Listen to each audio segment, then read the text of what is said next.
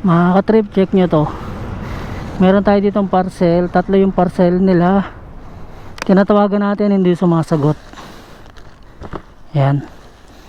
Buti na lang kamo, kakaunti na lang yung parcel natin.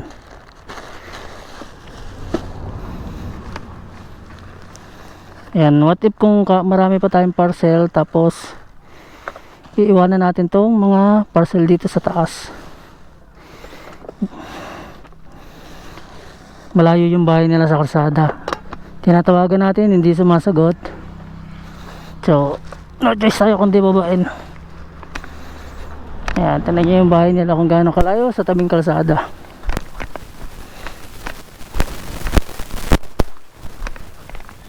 Tapos ang problema pagdating natin doon, baka mamaya wala sa bahay, yun lang. Pero sana naman naandun.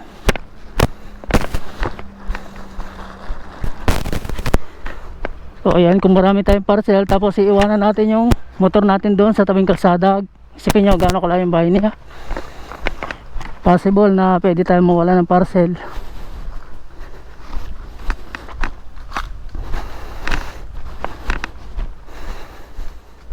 Hingal ako ah.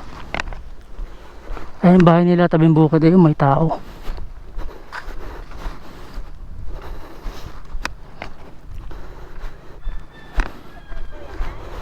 Parcel po kay James sa kay Michael.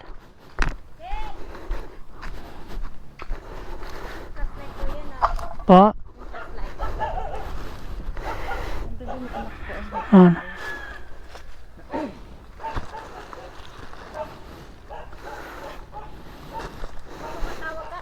Oo.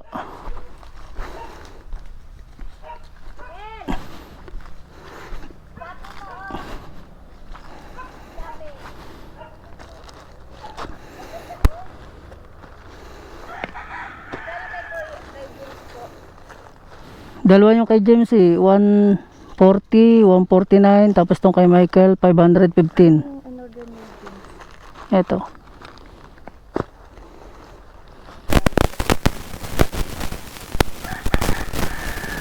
Kay James 149 plus 140, yan ang kay James to 89.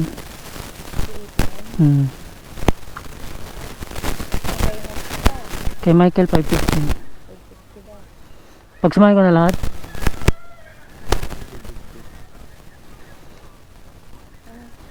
Plus 515 bali 804. Yeah, picture ko lang ma.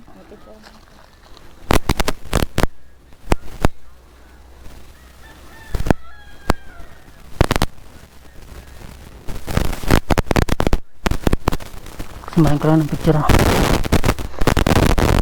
Hindi na kasi kasama yung wheel.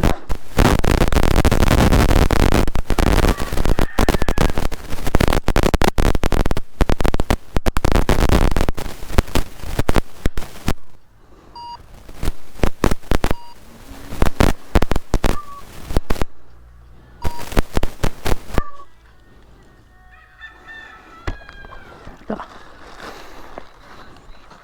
Meron kang 4 pesos? 4 pesos.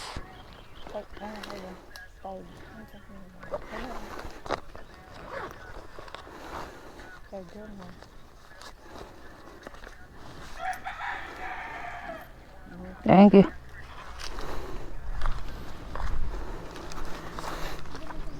So yun mga katributi na lang. Nandito sila sa bahay.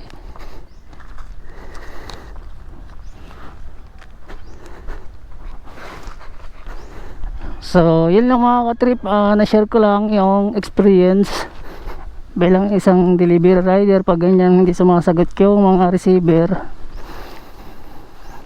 talagang pupuntahan mo sa bahay nila kahit malayo sa kalsada. Yun, so yun lang mga katrip, peace.